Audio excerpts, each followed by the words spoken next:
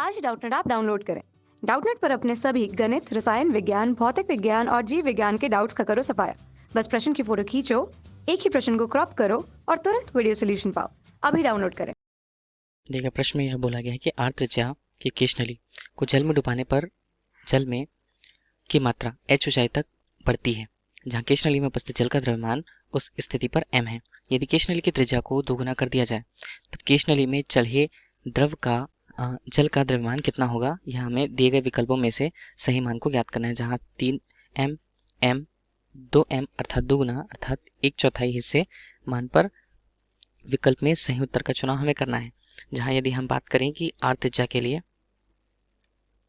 आर्द्र त्रिज्या के केश नली में जहाँ ऊंचाई, जल की ऊंचाई की मात्रा h सेंटीमीटर कुछ या कुछ दूरी तक होती है या ऊंचाई तक होती है, उसके लिए हम उस केश नली में समाहित होने वाले द्रव्यमान की मात्रा, जिससे यदि हम द्रव्यमान m से प्रदर्शित करें तब m का मान उस केश नली के एकांक क्षेत्रफल, उसकी ऊंचाई तथा उस डूबे हुए द्रव के घनत्व पर या उसके गुणनफल पर निर्भर होती है।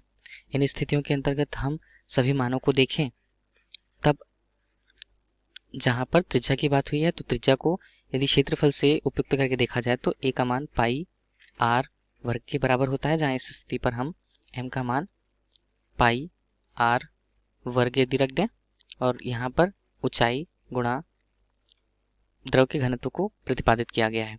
जहां इस स्थिति पर ऊंचाई का मान यदि हम ज्ञात करें तब वह हमें उस स्थिति पर 2 सिग्मा कॉस थीटा अनुपात r रो जी से प्रदर्शित होता है।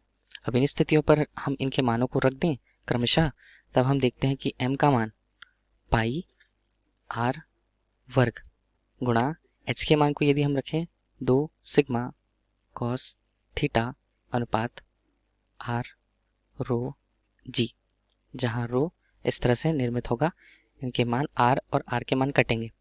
चूंकि इस स्थिति पर हम ऊंचाई की तुलना यदि करें तब ऊंचाई का मान हम नहीं देखेंगे, सिर्फ केवल द्रव्यमान पर देखा गया है, तब द्रव्यमान की मात्रा m मुक्त रूप से त्रिज्या के ही समानुपाती हमें इस सूत्र से प्राप्त होता है, उनके बीच का संबंध। यदि इसी संबंध के अनुरूप हम आगे प्रश्न को हल करें, जहां पहले बोला गया है कि पहली स्थिति के अंतर्गत जहां m1 का मान, द्रव्यमान का मान m था तथा त्रिज्या r1 के रूप से r थी, दूसरी स्थिति में हमें m2 पर उसका मान या द्रव्यमान का मान ज्ञात करना है, जबकि r2 पर वह पहले से 2 गुना बढ़ चुका है। इन्हीं स्थितियों पर रखें m1 अनुपात m2 बराबर r1 अनुपात r2 से। सभी मानों को यदि रखें तब इनका मान m अनुपात m2 का मान जिससे हमें ज्ञात करना है, r1 के लिए r तथा यह 2r के रूप में प्रस्तुत होता है। इनके मानों को हटाते हैं, m2 का मान यदि हमने ज्ञात किया तब वह 2m के बराबर प्राप्त होता है। तब हम कह सकते हैं इस स्थिति पर द्रव्यमान की मात्रा पहले की अपेक्षा दुगुनी होगी। जहां यदि हम विकल्पों में से देखें तब विकल्प सी हमें उपयुक्त मालूम पड़ता है कि केश नली में चढ़े जल का द्रव्यमान 2m लगभग होगा। यह इस प्रश्न का उत्तर है, विकल्प सी। धन्यवाद।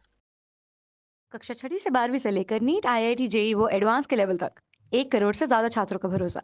आज ही डाउनलोड करें डाउटनेट ऐप या व्हाट्सएप करें अपने सारे डाउट्स 8400 400 400 पर।